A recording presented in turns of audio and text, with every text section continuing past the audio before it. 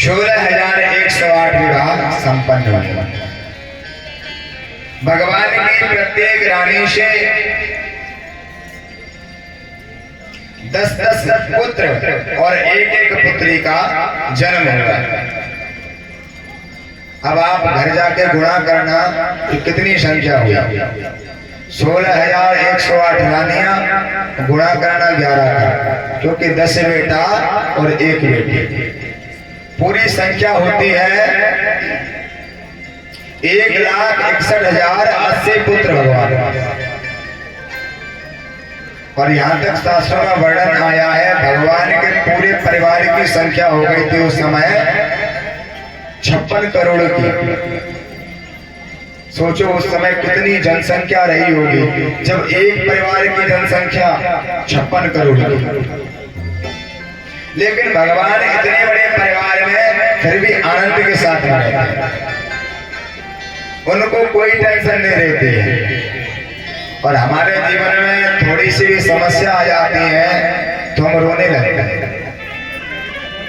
अब भगवान का जीवन देखिए, चाहे राम जी का देख लो, चाहे कृष्ण का देख लो। भगवान श्री कृष्ण का जन्म कहाँ हुआ था? जेल में। और हम लोगों को जेल के नाम से डर लगता है। जब कोई छोटा बच्चा होता है तो उसको घर से बाहर बहुत समय तक मैया निकालती नहीं है, लेकिन भगवान जन्म जैसे लिए सूप में रख करके ले गए। भगवान ने गोकुल में सोचा बढ़िया आनंद लेंगे कि उत्सव मन नहीं पाया, इतने में आ गई पूतना मौसी जहर पिलाने के लिए। उसके बाद में भगवान ने सोचा गोकुल में बढ़िया आनंद करेंगे, लेकिन गोकुल में ज्यादा उत्पात होने लगे तो 4 वर्ष की अवस्था में गोकुल से भागना पड़ा वृंदावन के लिए। सोचा वृंदावन में थोड़ा आराम करेंगे, लेकिन महाराज वृंदावन में जैसे आए तो देवताओं ने भी उत्पात करना प्रारंभ कर दिया। ब्रह्मा जी ग्वाल वालों को चुरा ले गए और इंद्र ने भारी वर्षा करी। तो वृंदावन में शुर और असुरों दोनों के साथ में भगवान टक्कर ले रहे हैं। फिर सोचा चलो कुछ समय वृंदावन में आराम करेंगे, लेकिन वृंदावन से भी ज्यादा समय रह नहीं पाए। 11 वर्ष की अवस्था हुई, अक्रूर जी महाराज पुरा लेने आ गया। मथुरा में पहुंचे, कंस को उद्धार किया। उसके बाद में शनिपरी के यहाँ पढ़ने गए। फिर सोचा कि मथुरा में आराम करेंगे, लेकिन उतने में जरासंध का आक्रमण हो गया। और महाराज एक नहीं 17 बार आक्रमण किया उसने।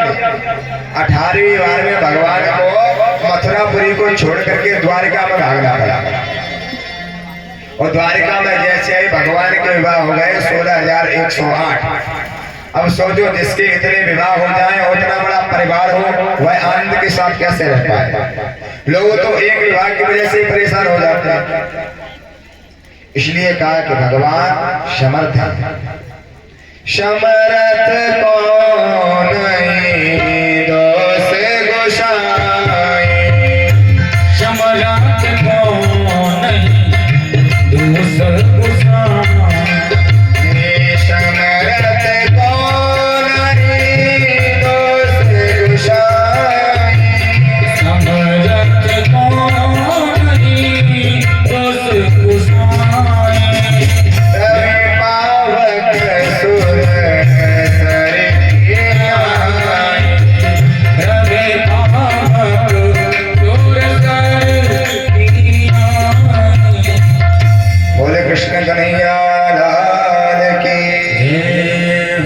भगवान इतने बड़े परिवार में भी आनंद के साथ में निवास करते हैं।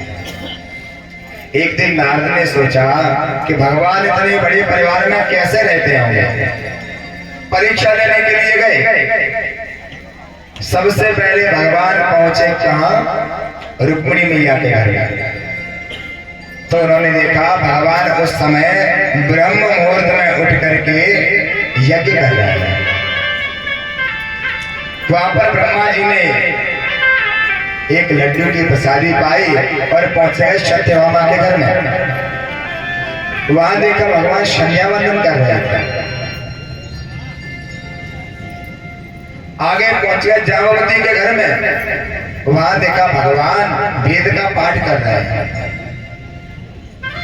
उसके बाद में पहुंचे भद्रा के घर में, वहां देखा भगवान दान दे रहे हैं। तो ऐसे ही 16,108 घर में गए तो वहां पर भगवान को अलग अलग रूपों में देखा। अंत में नारद जी ने भगवान से क्षमा याचना करी, प्रभु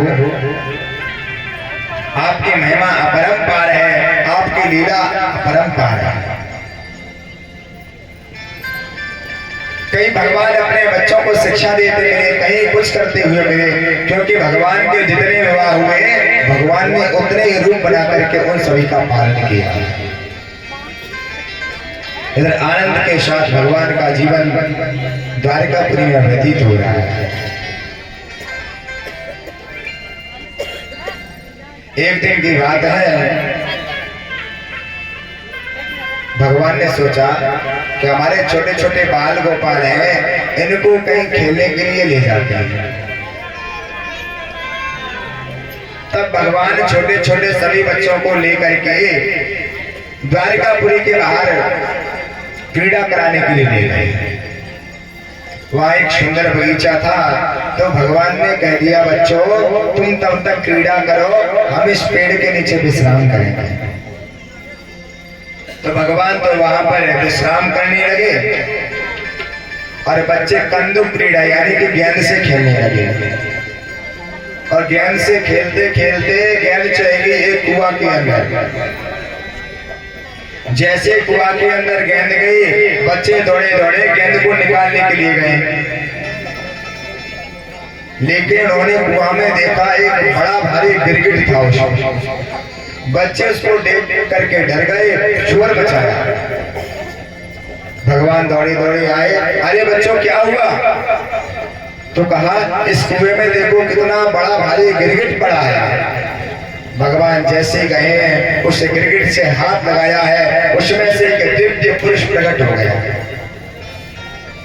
भगवान ने पूछा भैया आप कौन हो? तो कहने लगा नृगो नाम नरेंद्र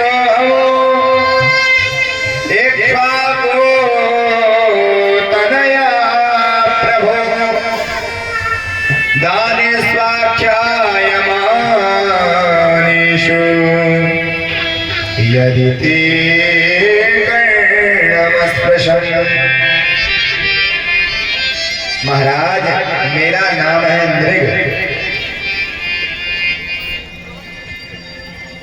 भगवान ने पूछा नृग हो तो ऐसी योनि में क्यों पड़े? कहने लगा महाराज मैं बहुत बड़ा दानी था। भगवान ने कहा तू किस चीज का दान करता था? तो उसने कहा गौओं का दान करते थे। भगवान ने कहा तूने बूढ़ी गायों का दान किया होगा, बूढ़ी ठेली गायों का दान करा होगा जो दूध नहीं देती होंगी, इसलिए तुझे ऐसी योनि में आना पड़ा। बोला महाराज नहीं ऐसा नहीं है।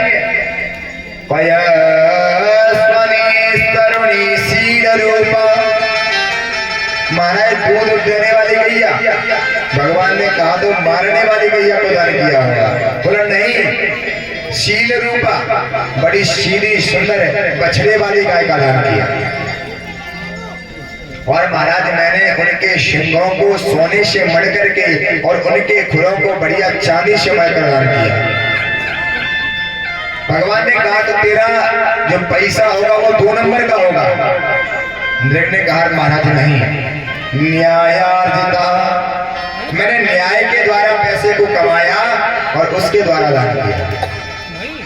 भगवान ने कहा तो तुझे फिर क्यों करना पड़ा ऐसी योनि में?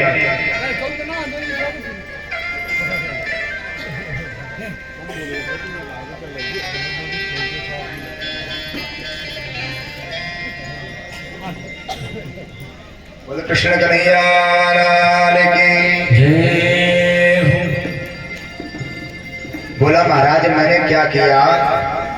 एक दिन एक गैया मैया का दान किया। तो मेरे राज्य में एक ब्राह्मण रहता था, वह न तो किसी का दान लेता था न कहीं भोजन करने जाता था। उसके पास में एक बढ़िया सुंदर गैया रहती थी। एक दिन क्या हुआ, उसकी गैया छूट करके मेरी गैयाओं में आके मिल गई। जब मेरी गैया में मिल गई तो मैंने उस गैया को अपनी समझ करके दूसरे ब्राह्मण को दान कर दिया। और जैसे वह ब्राह्मण उस गाय को लेकर के जा रहा था तो रास्ते में जिसकी गाय खोई थी उसने देख लिया, बोला अरे चोर, तुम मेरी गाय को कहां लेके जा रहा है? तो उस ब्राह्मण ने कहा महाराज मैं चोर नहीं हूं, अरे मैं राजा से दान लेके आ रहा हूं। तो उस ब्राह्मण ने कहा राजा मेरी गाय का दान कैसे कर सकता है? चलो राजा से चल के पूछते हैं। दोनों ब्राह्मण राजा के पास में आए, राजा से कहा कि महाराज ये मेरी गाय है। राजा ने पहले वाले ब्राह्मण से हाथ जोड़ के कहा भैया ये गाय तुम इन ब्राह्मण को दे दो जिनकी है और मुझसे दूसरी गाय ले जाओ। तब उस ब्राह्मण ने कहा राजन तुमने संकल्प पूर्वक मुझे गाय दान कर दी तो अब इस पर मेरा अधिकार है, तो मैं गाय वापस नहीं करूंगा। तो राजा कोई भी निर्णय नहीं कर पाए, राजा मौन हो गए। तो दोनों ब्राह्मण उस गाय को वहीं छोड़ करके चले गए। तो उसी पाप के परिणाम स्वरूप जब यह धर्मराज के पास गए तो उन्होंने कहा राजन तुमने जीवन में बहुत पुण्य करे हैं लेकिन एक पाप बना है, पहले पाप को भोगोगे या पुण्य को भोगोगे? राजा ने कहा महाराज हमने पाप तो बहुत करे हैं, पुण्य तो बहुत करे हैं, लेकिन पाप एक हुआ है तो पहले थोड़ा पाप भोग लेते हैं। तो महाराज मैं उसी के परिणाम स्वरूप इस योनि में आके गिर पाया और आज आपकी कृपा से मेरा उद्धार हो गया। और ऐसा अंदर कह करके भगवान की परिक्रमा लगा करके वैकुंठ धाम को बना गया। तो भगवान उसी समय अपने बालकों को समझाने लगे कि देखो अनजाने में किसी ब्राह्मण का धन किसी को दूसरे को देने से यह इतना बड़ा दानी भी इस योनि में आ गया, तो जो जान करके ब्राह्मण और संत के धन का अपहरण करेगा, उसको चुराएगा, उसकी कौन सी गति होगी? क्योंकि ब्राह्मण और संतों के पास जो धन होता है वह दान का धन होता है। और दान आदमी कब देता है? जब उसके पास संकट और कष्ट आता है। जब कोई दान देना होता है तो मैया क्या करेंगे, कोई छोटा सा बच्चा हो उसके सर पर 7 बार उसको घुमाएंगी और बोलेंगी मेरे लाला की सबरी अलाय टल जाए। और उन्होंने तो दान दे दिया और दान गया ब्राह्मण या संत के पास में, और यदि वो भजनानंदी नहीं होंगे तो उनको भोगना पड़ेगा। दान की बड़ी महिमा कही गई है कलयुग में। प्रगट 4 पद धर्म के कलमहु एक प्रधान, येन केन विधि दीने दान करे कल्याण। धर्म के 4 पैर बतलाए गए हैं। सत्यम यानी कि सत्य, शौचम यानी कि पवित्रता, और तीसरा दया, चौथा दान। लेकिन कलयुग में 3 पैर खत्म हो गए धर्म के। सत्य कोई बोलता नहीं है, पवित्रता कहीं रही नहीं, और दया भी लोगों के अंदर धीरे धीरे लुप्त होने लगी। कलयुग में एक चरण बचा है धर्म का, कौन सा? दान। लेकिन दान में भी बड़ी समस्या है। कुछ लोग छोड़ते ही नहीं है क्योंकि उनकी इतनी प्रवृत्ति है धर्म में कि छोड़ा ही नहीं जाता उनसे।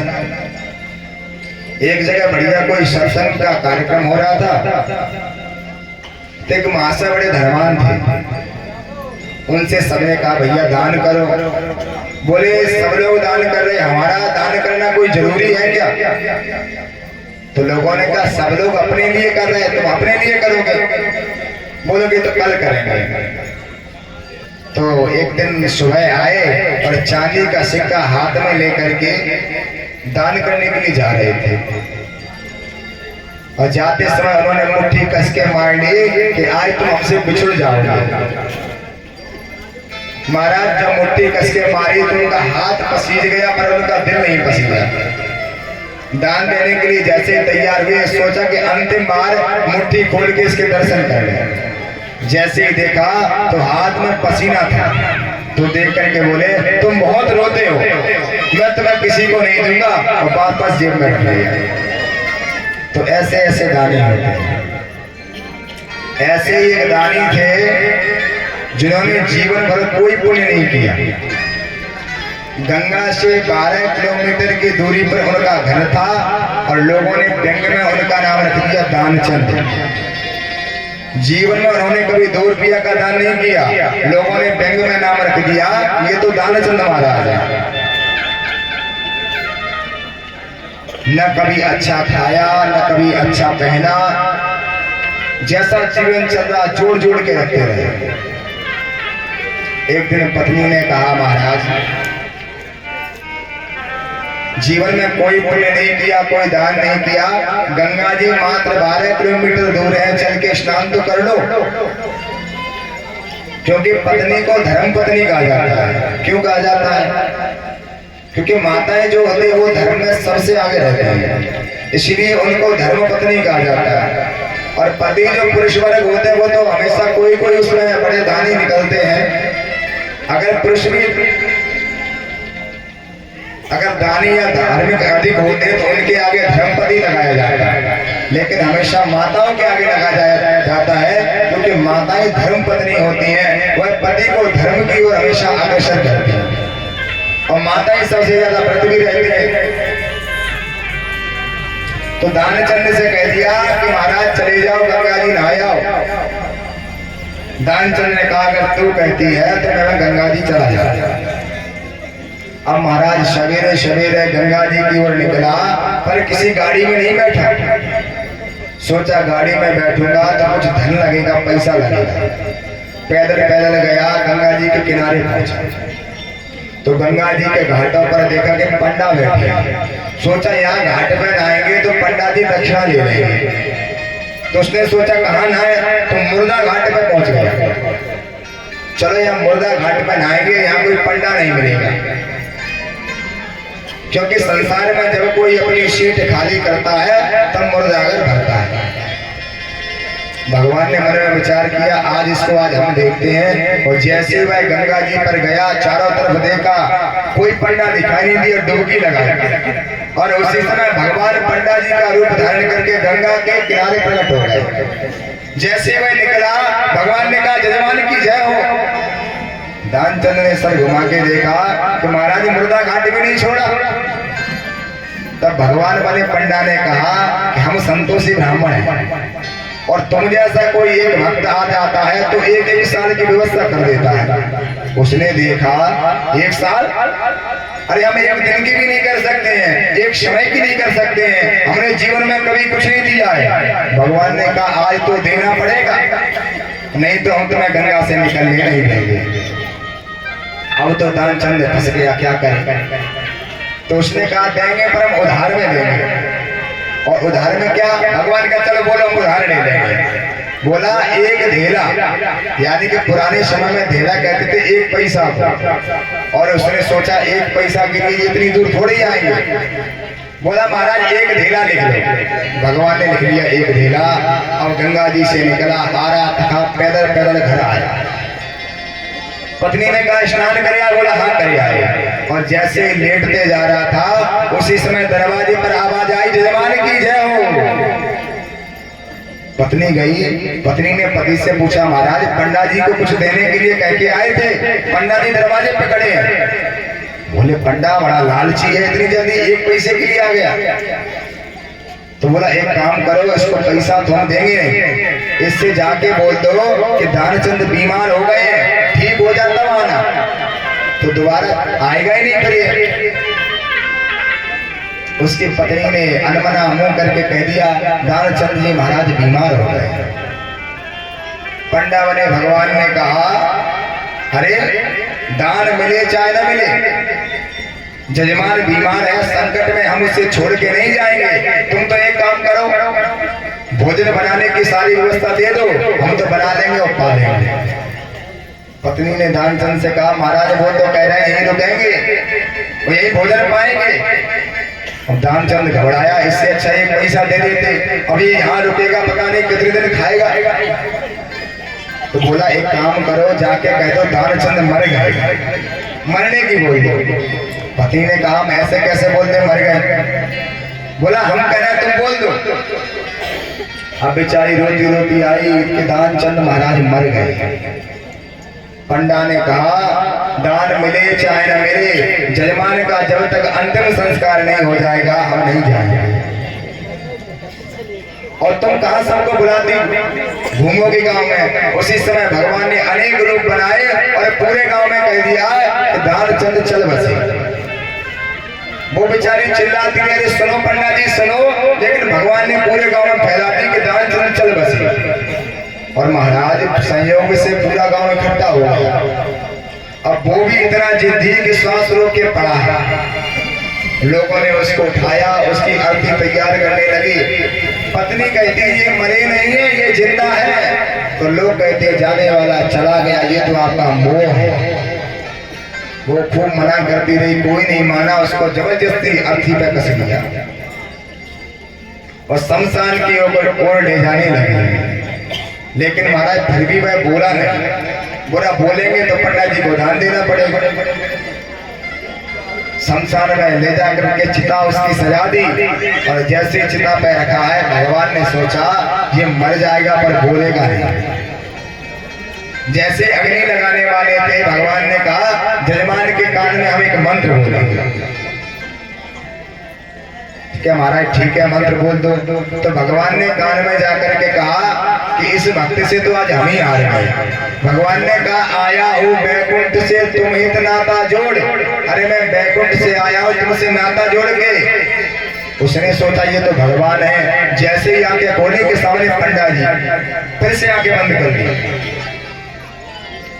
भगवान ने कहा भैया एक काम करो, आया हूँ बैकुंठ से तुम इतना ना जोड़।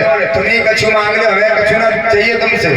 तो बोला महाराज हमें कुछ ना चाहिए, धेरा दे छोड़, हमें कुछ नहीं चाहिए, हमारा एक पैसा छोड़ दो और जहाँ से आए महाराज पधार।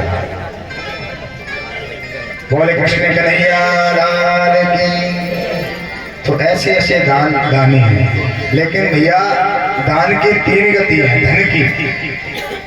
धन की तीन गति बताई गई है। कौन कौन सी? पहली है दान, दूसरी है भोग और तीसरी है नाश। अगर धन ज्यादा है तो पहले अगर आपकी भावना प्रबल हो तो उसको दान करिए। और आप दान नहीं कर पा रहे तो भोग तो कम से कम कर लो अपने लिए, तो बढ़िया खाओ बढ़िया पहनो। और ये भी नहीं कर पा रहे हो तो वो धन तुम्हारा नाश हो जाएगा। या तो कोई चुरा ले जाएगा उसको, या वो रखा रखा ऐसे ही रखा रह जाएगा। बहुत से लोगों को देखते हैं जिन्होंने जीवन भर फटे पुराने कपड़े पहने और जब वो मरते हैं उनका बक्सा खोला जाता है तो सुंदर सुंदर कपड़े में डीम लगी मिलती है, क्योंकि उनके अंदर इतना कलेजा ही नहीं था कि नए नए वस्त्र पहन पाए। और गोसाई बाबा ने भी कहा है कि धन की जो सुंदर गति है क्या है?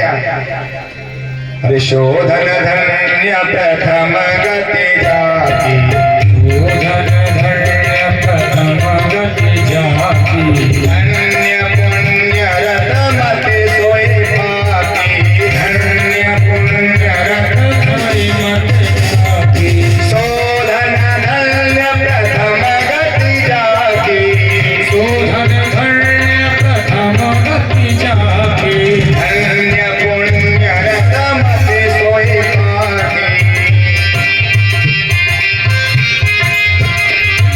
धन्य पुण्य रत मति सोई पाकी, धन्य पुण्य रत मति सोई पाकी। इस तरह से भगवान अपने सभी कुल के नन्हे मुन्ने बालकों को सुंदर संदेश दे रहे हैं। कह रहे हैं बच्चों, न हम हालाहरम मन्ये विषम यस्य प्रतिक्रिया, ब्रह्मत्वे विषम प्रोक्तम नास्य प्रतिविधे भुवि।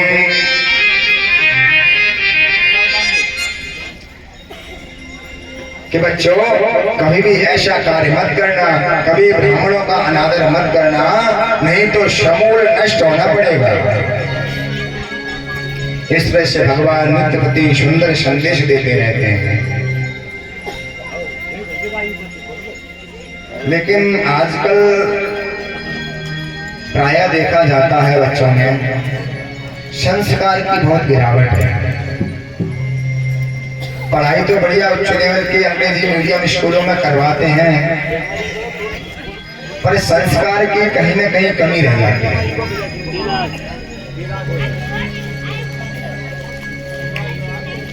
आजकल किस तरह से शिक्षा रह गई है, माता पिता कैसे बच्चों को शिक्षा देते हैं। किसी ने बड़े सुंदर शब्दों में कहा है, माता पिता बुलावे निज पुत्र को सिखावे, माता पिता बुलावे निज पुत्र को सिखावे, माता पिता बुलावे निज पुत्र को सिखावे, माता पिता बुलावे निज पुत्र को सिखावे। जग में जो धन कमावे वो ही चतुर कहावे, जग में जो धन कमावे वो ही चतुर कहावे।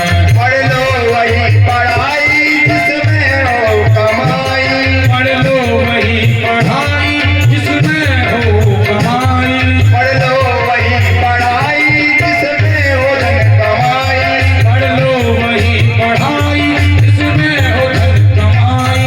ऐसा ही जग का साथी कोई नहीं है भाई, ऐसा ही जग का साथी कोई नहीं है भाई। नहीं मानना किसी की चलना सदा मनमानी, नहीं मानना किसी चलना सदा मनमानी। कलयुग की है कहानी सुन लो मेरी जुबानी, कलयुग की है कहानी सुन लो मेरी जुबानी, कलयुग की है कहानी सुन लो मेरी जुबानी। कलयुग की है कहानी सुन लो मेरी जुबानी।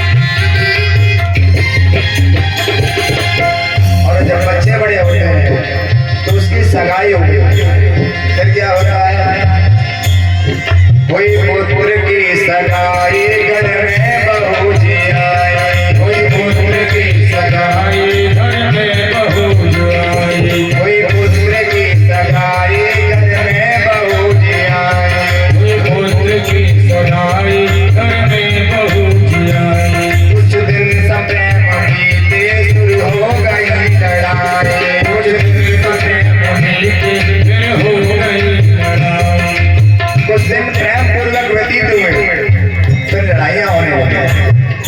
सास ने अपना चलावा दिखाया, सास बोली एक दिन बहू से, चिल्ला के सास बोली सब है मेरी कमाई, चिल्ला के सास बोली सब है मेरी कमाई, चिल्ला के सास बोली सब है मेरी कमाई, चिल्ला के सास बोली सब है मेरी कमाई। बोली बहू मटक के मैं 10 लाख लाई, बोली बहू मटक के मैं 10 लाख लाई। बहू ने कह दिया, मैं भी दहेज में 10 लाख लेके आई थी, अब तो मैं ऐसे ही राज करूंगी, कोई काम नहीं करूंगी। तो माँ ने कहा, मेरे पुत्र को आने दो, मैं तेरी शिकायत करूंगी। चिल्ला के सास बोली सब है मेरी कमाई, चिल्ला के सास बोली सब है मेरी कमाई, बोली बहू मटक के मैं 10 लाख लाई, बोली बहू मटक के मैं 10 लाख लाई। आने दो तेरे पद को उससे मैं सब कहूँगी, आने दो तेरे पद को उससे मैं सब कहूँगी। बोली बहू मटक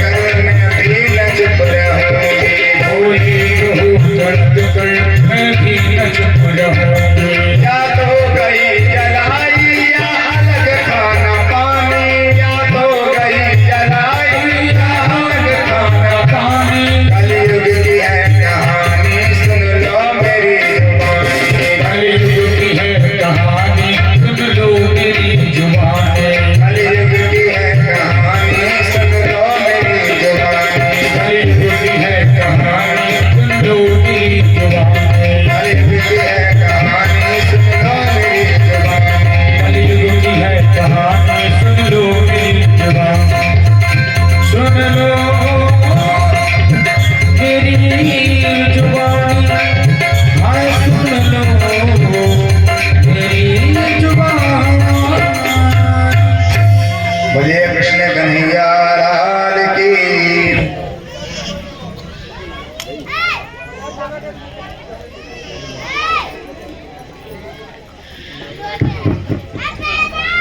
बोलिए वृंदावन बिहारी लाल की जय जय श्री राधे। जिसके हाथ नीचे रह जाएगा वो नरक में रह जाएगा। फिर मत कहना भागवत सुनने का लाभ नहीं मिला। जय जय श्री राधे। नरक के नाम से बताओ कितना डर लगता है, भगवान के नाम से भी इतना डर नहीं लगता है। एक बार क्या हुआ, भगवान अपनी सुधर्मा सभा में बैठे थे। उसी समय एक दूसरे भगवान प्रकट हो गए, नकली भगवान, जिनका नाम था पौंड्रक। पीछे उन्होंने लगा दिया वासुदेव, तो नाम हो गया पौंड्रक वासुदेव।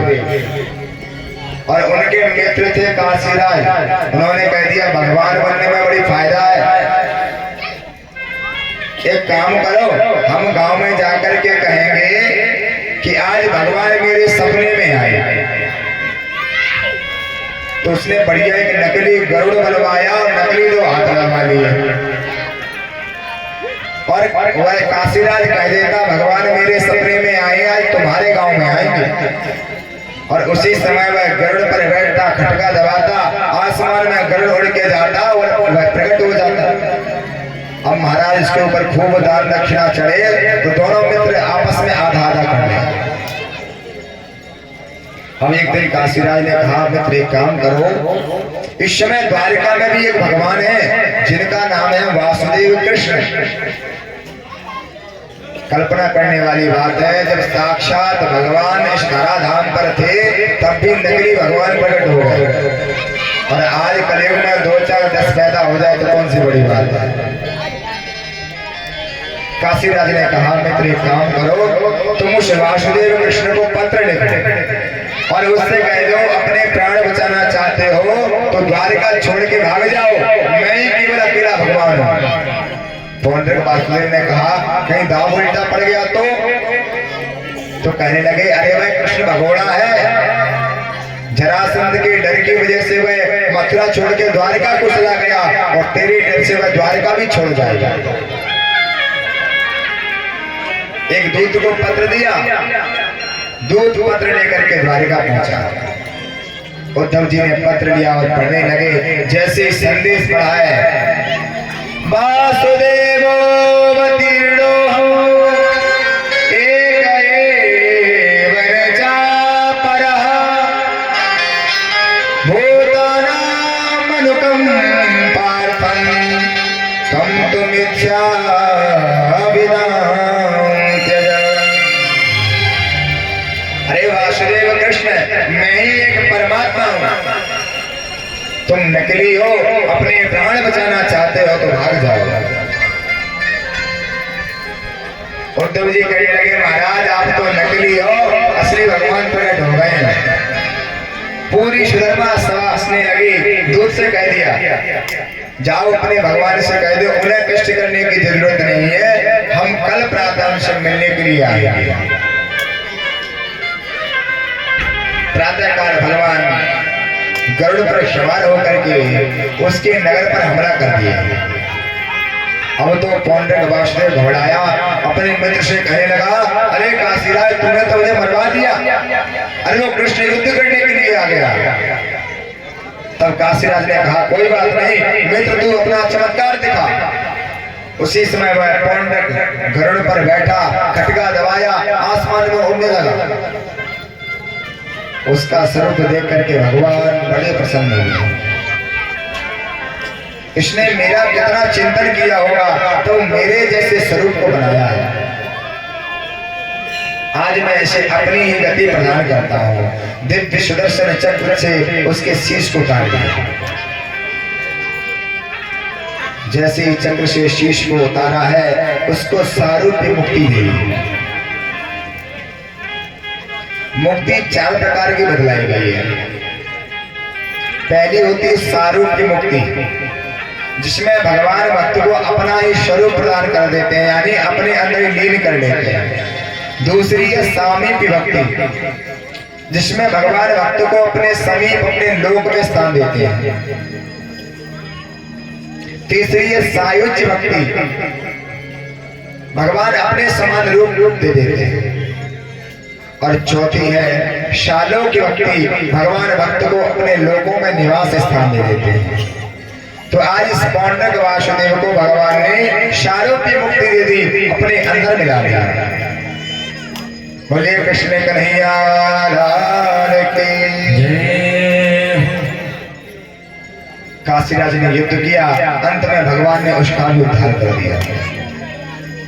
इस तरह से भगवान ने अनेक लीलाएं करी। जामवती के पुत्र का नाम था श्याम, जो कि सबसे सुंदर थे। एक दिन दुर्योधन की बेटी जिसका नाम था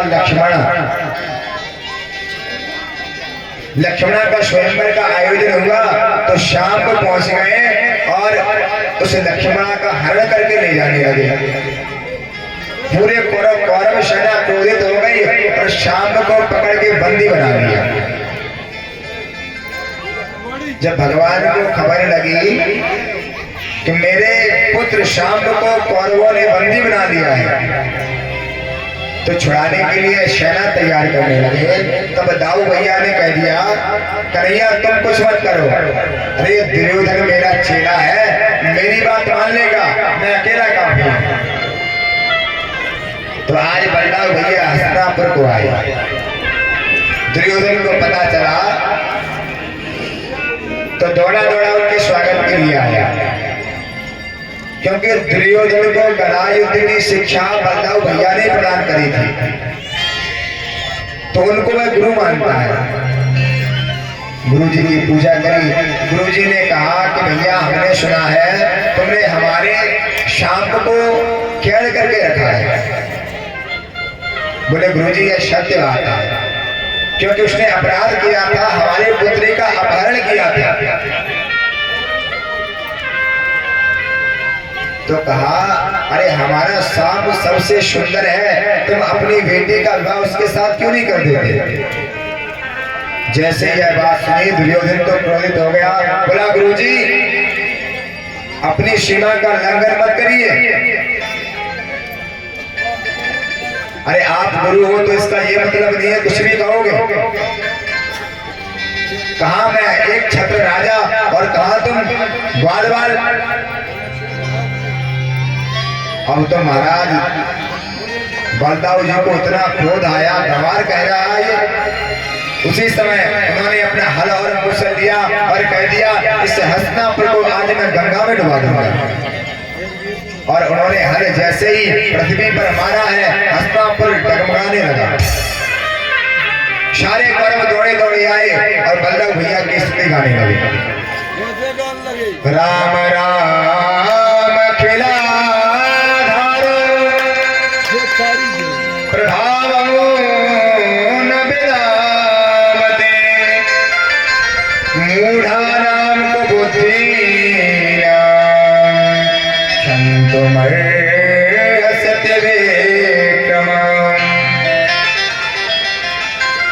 बलदाऊ जी महाराज हम कुबुद्धि मूढ़ जनों को क्षमा कर दीजिए, हमसे बड़ा अपराध हो गया। तब उसी समय भगवान ने कौरवों ने शाम को अपनी पुत्री लक्ष्मणा का विवाह करके बलदाऊ जी के साथ में भेज दिया। आज भी हस्तिनापुर को देखेंगे तो गंगा की ओर झुका हुआ दिखाई पड़ता है। यह आज भी बलदाऊ भैया की ताकत का प्रदर्शन का नमूना दिखाई पड़ता है। बोलिए बलदाऊ महाराज की। एक दिन भगवान अपनी शर्मा सभा में विराजमान थे। उसी समय एक दूत आया।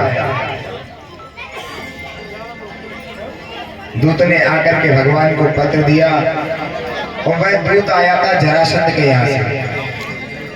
जरासंध ने 10,000 राजाओं को अपने कैद खाने में बंदी बना के रखा था। तो सबने भगवान से प्रार्थना करी कि हे प्रभु हमें इस पापी के कारागृह से मुक्त करवा दीजिए। और जैसे पत्र पढ़ रहे थे इतने में पांडवों का भी संदेश आ गया। पांडवों ने संदेश भेजा है कि महाराज हमने राजसूय यज्ञ का आयोजन किया है, तो आप इस यज्ञ में शामिल होकर के इसको पूर्ण करवाइए। अब भगवान संशय में पड़ गए, पहले राजाओं को बचाने जाए या पांडवों के राजसूय यज्ञ में जाए। तब सोचा चलो पहले पांडवों के यहाँ चलते हैं। और आज भगवान इंद्रप्रस्थ नगरी में पांडवों के यहाँ पहुंचे। पांडवों ने बड़ा स्वागत सत्कार किया। भगवान ने कहा देखो तुम राजसूय यज्ञ करना चाहते हो तो उसमें सारे राजाओं की सहमति होना आवश्यक होता है। क्या सबकी सहमति मिल गई? उन्होंने कहा भैया सबकी सहमति मिल गई, पर जरासंध की सहमति नहीं मिली। और जरासंध जब तक जीवित रहेगा हमें यज्ञ नहीं करने देगा। भगवान उसी समय अर्जुन और भीमसेन को लेकर के जरासंध की नगरी मगध की ओर चल पड़े। लेकिन उन्होंने वेश बदल लिया, ब्राह्मण का वेश बनाया। क्योंकि जब से मथुरापुरी पर जरासंध ने विजय प्राप्त करी तब से ब्राह्मण और संतों को नित्य दान देता है। और आज भगवान जैसे मगध नगरी में पहुंचे हैं तो जो ब्राह्मण दान के लिए लगे थे तो उन्हीं के बीच में भगवान भी लग गए।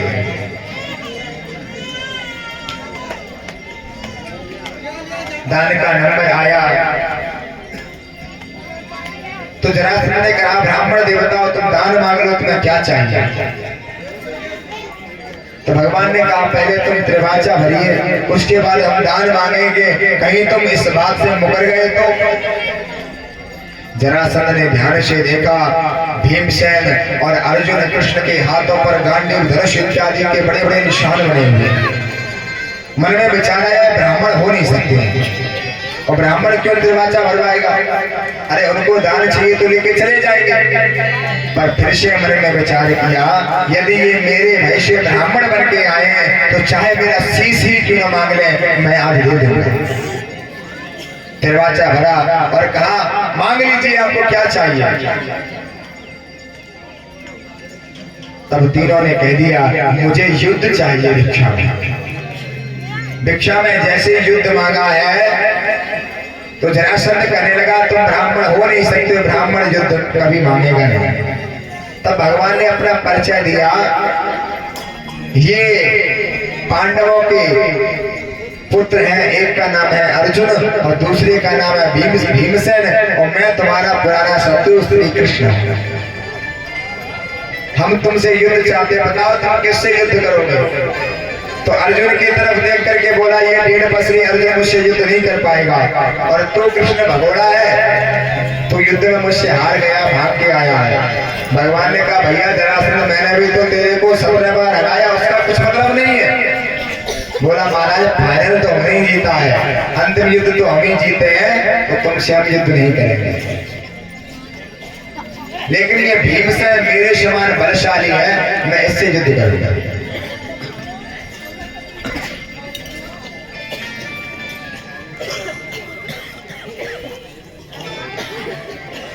बोल कृष्ण कन्हैया लाल की। उसी समय भीमसेन को साथ में लेकर के नगर से बाहर आया।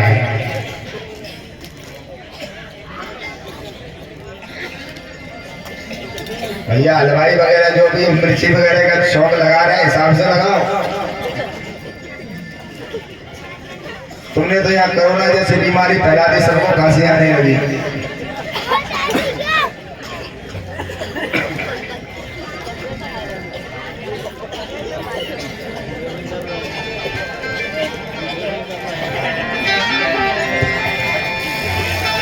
वो दिल तेरा दीवाना बता क्या करे, सावरे तुमको पाना बता